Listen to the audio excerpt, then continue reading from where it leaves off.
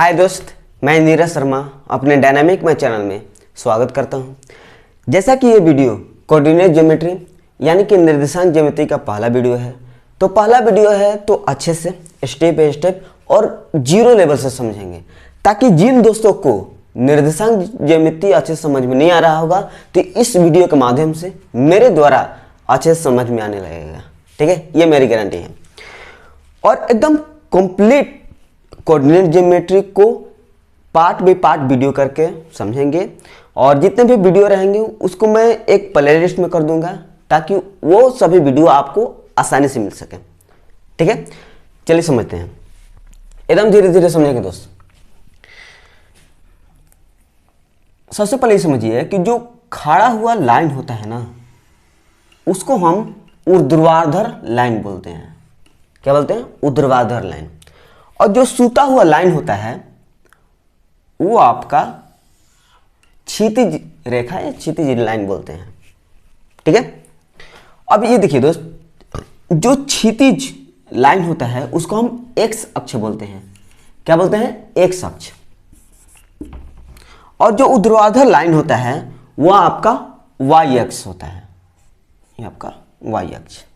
ठीक है, और जिस बिंदु पर क्षैतिज रेखा और ऊर्ध्वाधर रेखा से कटान बिंदु हो उसको हम मूल बिंदु बोलते हैं। इंग्लिश में इसको ओरिजिन बोला जाता है। ठीक है, तो इसको यहां पर लिख देते हैं, मूल बिंदु।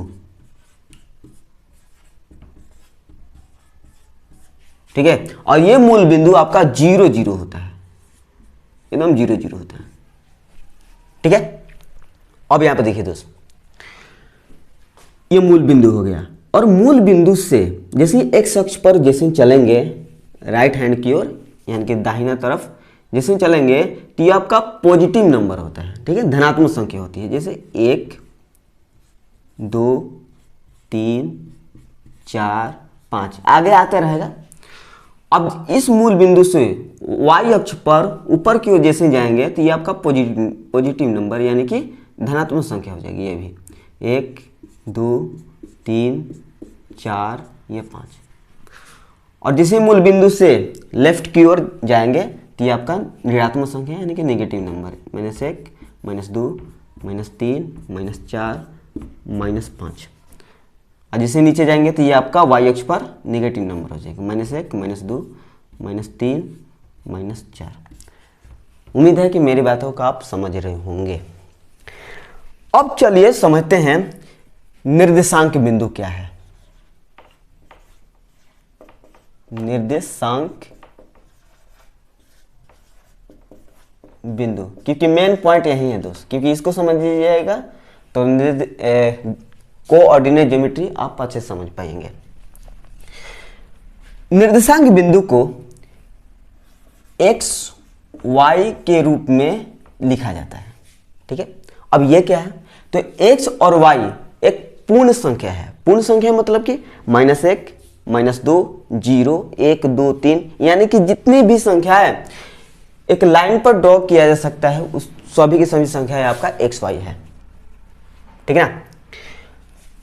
जो पहले रहेगा वो आपका एक्स अक्ष पर रहेगा, और जो बाद में रहेगा वो आपका वाई अक्ष पर रहेगा।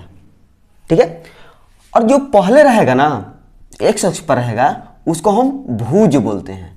क्या बोलते हैं? भुज। और जो वाई अक्ष पर रहेगा उसको हम कोटि बोलेंगे। ठीक है, ध्यान से सभी पॉइंट को नोट्स कर लीजिएगा, क्योंकि प्रश्न में ही पॉइंट आपसे पूछे जाएंगे। ठीक है ना? जो पहले रहेगा वो आपका भुज हो जाएगा, जो बाद में रहेगा वो आपका कोटि हो जाएगा। चलिए कुछ एग्जांपल से इसको समझने का प्रयास करते हैं। मान लीजिए कि 2 3 दे दिया, निर्देशांक बिंदु 2 और 3 दे दिया, और आपको बताना है कि यहां पर कहां पर आपका निर्देशांक बिंदु 2 3 आएगा। चलिए, तो 2 है तो 2 कहां है? पहले है ना, तो पहले मतलब कि एक्स अक्ष पर। तो 2 एक्स अक्ष पर, ये वाला एक्स अक्ष पर, एक्स अक्ष पर, और 3 बाद में है यानी कि वाई अक्ष पर 3 यहां पर। इसके सामने ये और इसके सामने ये, यहां पर हो जाएगा। ये आपका निर्देशांक बिंदु 2 और 3 हो जाएगा। समझ में आया? चलिए एक और एग्जांपल ले लेते हैं। चलिए -3 और 4 दे दिया, ठीक है। तो आपको इसमें ड्रॉ करना है, कैसे कर सकते हैं। तो -3 पहले दे दिया है तो x अक्ष पर रहेगा, तो -3 x अक्ष पर और 4 y अक्ष पर, तो ये पॉजिटिव नंबर है, तो इसके सामने ये और ये 4 ये, तो यहाँ पर आपका -3 -4 निर्देशांक बिंदु हो जाएगा, ठीक है। अगर आपके सामने इस तरह से दे दिया -3 -2, तो पहले भी आपका -3 है, -3 मतलब क्या है, x अक्ष पर -3 और बाद में आपका -2 y अक्ष पर, तो ये आपका -2 और -3 यहाँ पर हो जाएगा आपका, ठीक है, -3 -2, ठीक है ना। अब देखिए दोस्त, प्रश्न में क्या करता है कि केवल निर्देशांक बिंदु दे देगा और आपसे पूछेगा कि इसका कोटि कौन है, कोटि कौन है। तो कोटि मैंने आपको बस पहले ही बता चुका हूं कि जो y अक्ष पर रहेगा वो आपका कोटि हो जाएगा। तो y अक्ष पर कौन होगा, जो बाद में है, तो 3 आपका y अक्ष पर होगा, तो ये आपका कोटि कहलाएगा, ये आपका कोटि, ये आपका भुज कहलाएगा, ठीक है। और ये भी आपका कोटि कहलाएगा क्योंकि बाद में है, y अक्ष पर है, और ये आपका भुज कहलाएगा क्योंकि ये पहले है। क्लियर है। बस आप ये याद कर लेना नोट्स के लिए अपने कॉपी में, जो बाद में रहेगा वो आपका कोटि कहलाएगा, जो पहले रहेगा वो आपका भुज कहलाएगा। क्लियर है। अब यहां पर देखिए दोस्त, एक और पॉइंट है, पॉइंट ये है दोस्त कि चतुर्थांश, चतुर्थांश क्या होता है कि ये आपका पहला चतुर्थांश में आ जाएगा, पहला चतुर्थांश, ये आपका द्वितीय चतुर्थांश में आएगा, ये आपका तृतीय चतुर्थांश में आएगा,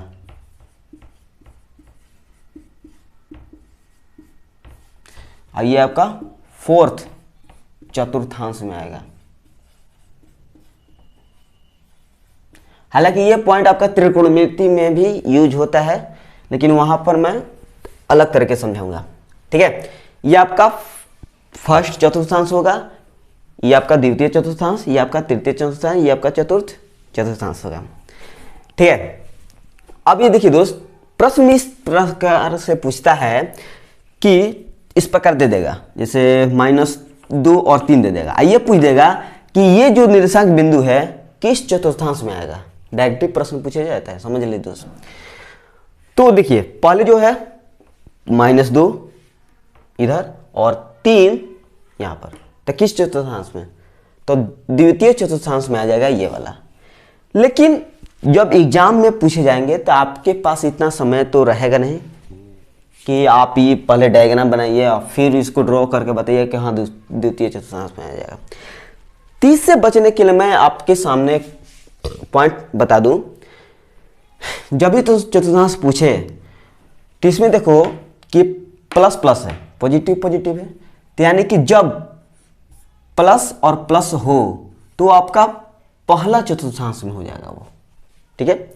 और जब x क्या है, यहां पर माइनस है ना, यहां पर प्लस है, जब माइनस और प्लस हो, याद रखना पहले माइनस हो बाद में प्लस हो तो आपका द्वितीय चतुर्थांश में हो जाएगा वो, ठीक है। और जब ये आपका नेगेटिव होगा, ये भी नेगेटिव है, जब माइनस और माइनस हो तो आपका तृतीय चतुर्थांश में हो जाएगा वो निर्देशांक बिंदु। और जब प्लस और माइनस हो तो आपका फोर्थ चतुर्थांश हो जाएगा। क्लियर है यहां तक। चलिए इसको थोड़ा सा एग्जाम्पल समझा दें। मान लीजिए कि -2 और -5 दे दिया, मान लेते हैं। अब देखिए दोस्त, पहले आपका माइनस में है तो माइनस, बाद में भी आपका माइनस है तो माइनस में माइनस कहाँ है, तृतीय चतुर्थांश में हो जाएगा, इसको ड्रॉ करने की जरूरत है नहीं, ठीक है। मान लीजिए कि 2 और -5 दे दिया, तो पहले प्लस फिर माइनस कहाँ होता है, पहले प्लस फिर माइनस, तो पहले प्लस ये आपका फिर माइनस, तो फोर्थ चतुर्थांश में हो जाएगा ये वाला। क्लियर है। तो ये सभी को आप नोट्स कर लीजिएगा, ठीक है। चलिए कुछ प्रश्न है, उस प्रश्न को पहले सॉल्व कर लेते हैं ताकि जो भी आपका डाउट होगा वहाँ पर डाउट यहाँ पर क्लियर हो जाएगा। ठीक है ना, चलिए ध्यान दीजिएगा दोस्त, इस प्रश्न में पूछा है निम्नलिखित बिंदुओं के बीच की दूरी ज्ञात कीजिए। बीच की दूरी पूछा है और इसमें आपसे 3 क्वेश्चन दे दिया है। पहला क्वेश्चन में निर्देशांक बिंदु दिया है 4 4 और 3 3। ठीक है, ये 2 निर्देशांक बिंदु हो गया। दूसरा प्रश्न में आपसे पूछ दिया 4 -4 और 3 3 निर्देशांक बिंदु बता दीजिएगा।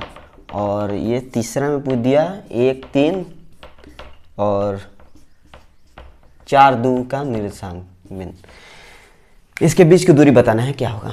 चलिए इस तीनों प्रश्न को सॉल्व कीजिएगा तो इस तरह के प्रश्न कभी भी आपके सामने आएंगे तो आप आसानी सॉल्व कर पाओगे।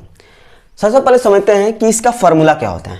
ध्यान दीजिएगा दोस्त, जब भी 2 बिंदुओं के बीच की दूरी पूछे तो मान लीजिए कि 2 बिंदु का निर्देशांक के x1 और y1 दे दिया है। ठीक है, और इस बिंदु का निर्देशांक के x2 और y2 दे दिया।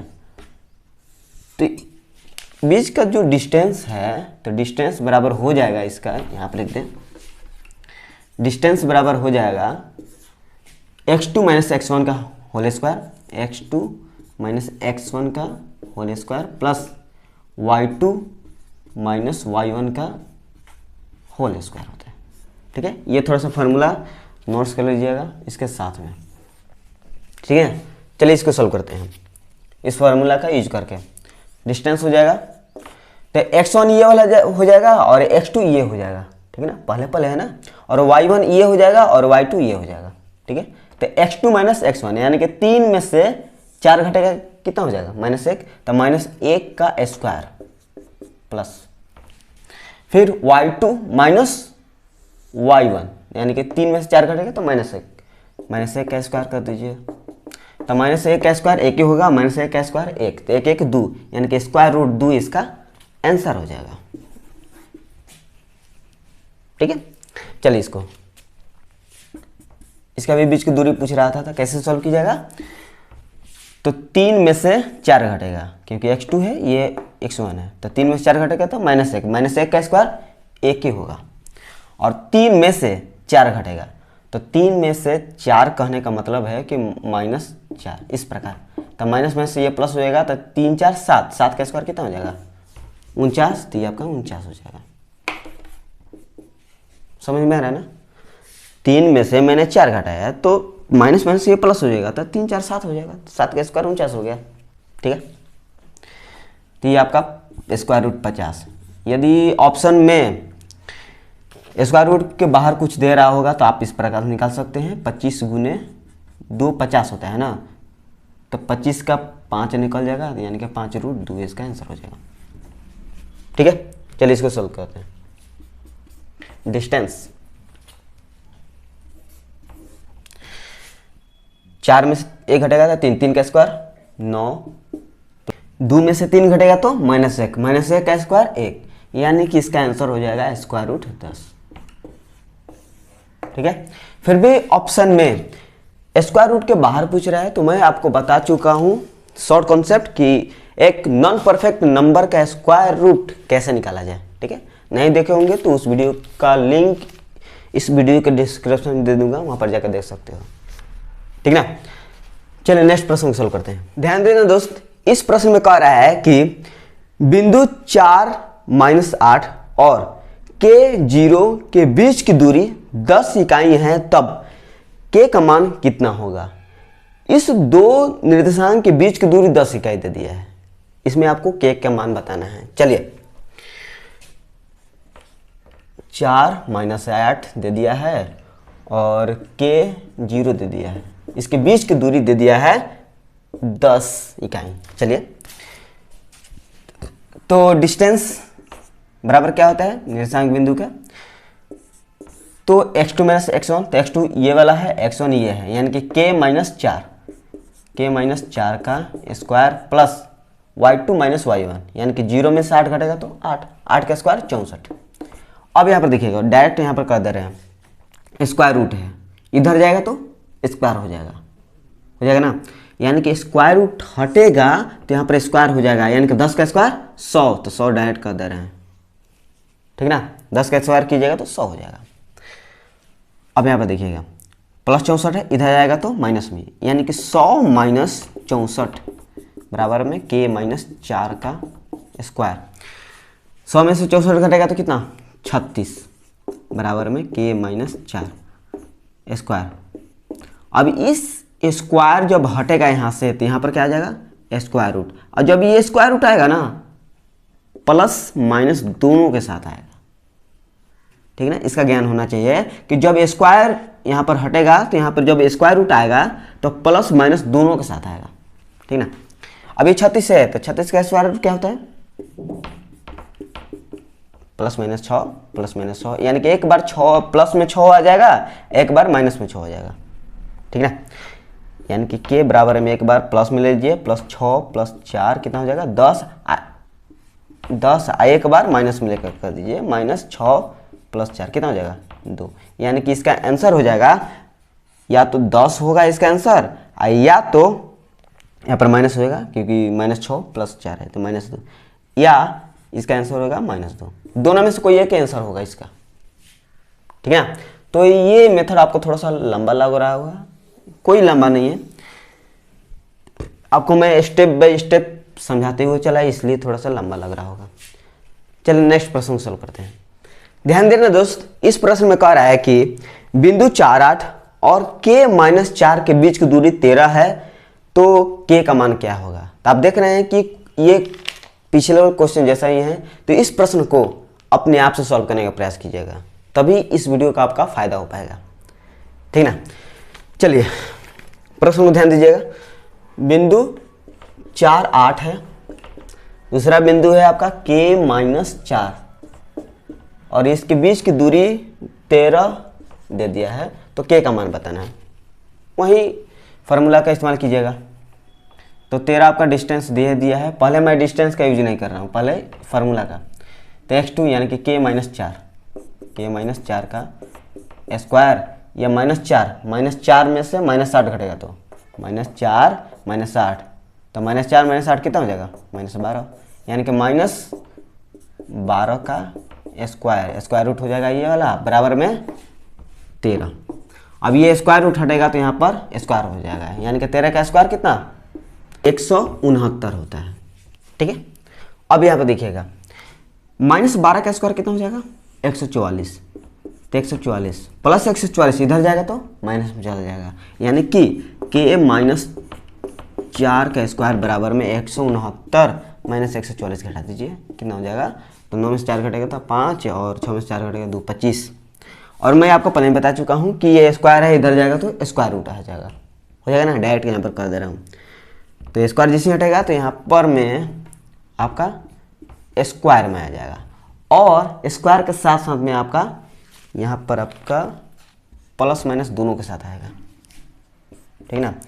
तो k बराबर हो जाएगा एक बार, सॉरी यहाँ पर 25 है ना, तो यहाँ पर आपका प्लस माइनस 5 हो जाएगा। पहले तो निकाल तो दीजिए, पहले आप प्लस 5 लीजिए, तो प्लस 5 माइनस है तो इधर जाएगा तो 4, तो 9 हो जाएगा, या k का मान ये भी हो सकता है, एक बार माइनस ले लीजिए, माइनस 5 और प्लस 4 कितना हो जाएगा -1। तो इसका आंसर या तो 9 होगा या तो -1 होगा, दोनों में से कोई एक आंसर होगा। लेकिन इसका ऑप्शन में देखते हैं तो 9 कहीं भी दिया नहीं है, -1 दिया है, तो इसका आंसर आपका -1 होगा, ठीक ना। कोई भी डाउट नहीं है। चलिए इसको थोड़ा सा मिटा करके नेक्स्ट प्रश्न पर चलते हैं। ध्यान देना दोस्त, इस प्रश्न में कह रहा है कि बिंदु 2 - 4 का प्रतिबिंब बिंदु क्या है। क्या पूछा है 2 - 4 का प्रतिबिंब बिंदु क्या होगा, यह पूछ रहा है। ध्यान देना दोस्त, जब भी आपसे प्रतिबिंब बिंदु या परावर्तित बिंदु पूछे तो जो y अक्ष पर होगा नंबर, उसी का साइन बदलेगा, ठीक है। यानी कि इसका प्रतिबिंब पूछा है तो जो x अक्ष पर है, यानी कि जो 2 है तो 2 का साइन प्लस है तो प्लस ही है, और ये आपका जो कोटि यानी कि y अक्ष पर जो -4 है ये आपका +4 हो जाएगा, तो ये हो जाएगा आंसर किसका, प्रतिबिंब बिंदु का। ठीक है, मान लीजिए आपके सामने इस तरह का दिया होता, -2 और 5 दिया होता, ठीक है, और आपसे पूछ देता कि इसका प्रतिबिंब बिंदु क्या है। ठीक है, प्रतिबिंब बिंदु जब भी आपसे पूछे तो केवल y अक्ष पर जो वैल्यू है उसका साइन बदलेगा, यानी कि जो बाद वाला जो नंबर है उसका साइन बदलेगा, यानी कि प्लस में रहेगा तो माइनस हो जाएगा और जो माइनस में है वो आपका प्लस हो जाएगा। ठीक है, उम्मीद है कि आप समझ रहे होंगे। तो इसका प्रतिबिंब बिंदु हो जाएगा ये पहले वाला नो चेंज, ये आपका चेंज हो जाएगा -5 प्रतिबिंब बिंदु। ठीक ना, चलिए नेक्स्ट प्रश्न में कह रहा है कि x अक्ष में बिंदु -1, 4 के प्रतिबिंब बिंदु निर्देशांक क्या होंगे। सेम क्वेश्चन, तो -1, 4 का इसका प्रतिबिंब बिंदु पूछा है x अक्ष में। तो x अक्ष में ये आपका सेम ही रहेगा, -1 का 1 ही रहेगा, ये आपका 4 प्लस में है माइनस में 4 हो जाएगा, यानी कि इसका प्रतिबिंब बिंदु ये हो जाएगा। ठीक है, चलें इस वीडियो का अंतिम प्रश्न दे दिया है, ध्यान समझना प्रश्न को। x अक्ष पर बिंदु -3, 6 का परावर्तन क्या है। सेम तो -3, 6 इसका परावर्तन पूछा है, तो -3 का 3 रहेगा और ये बाद वाला है तो इसका साइन चेंज हो जाएगा, तो -6 इसका आंसर हो जाएगा। क्लियर है यहाँ तक। तो मुझे उम्मीद है कि इस वीडियो में कहीं भी आपको डाउट नहीं होगा। मैं अपने तरफ से 100% प्रयास किया हूँ कि अच्छी तरीके से आपको समझा सकूँ। फिर भी कोई डाउट होगा तो कमेंट बॉक्स में आप बेझिझक बता सकते हैं कि आपके समझाने में कहाँ दिक्कत है। ठीक है, और सरकारी जॉब के लिए कंप्लीट मैथमेटिक्स, चाहे एसएससी हो, चाहे रेलवे हो, चाहे बैंक हो, complete mathematics step by step अच्छे तरीके से समझना चाहते हो तो इस चैनल को सब्सक्राइब करके बेल आइकन को ऑन कर दीजिएगा, ताकि मैथ के मेरा प्रत्येक नोटिफिकेशन आपको मिल सके। ठीक है, तो थैंक यू।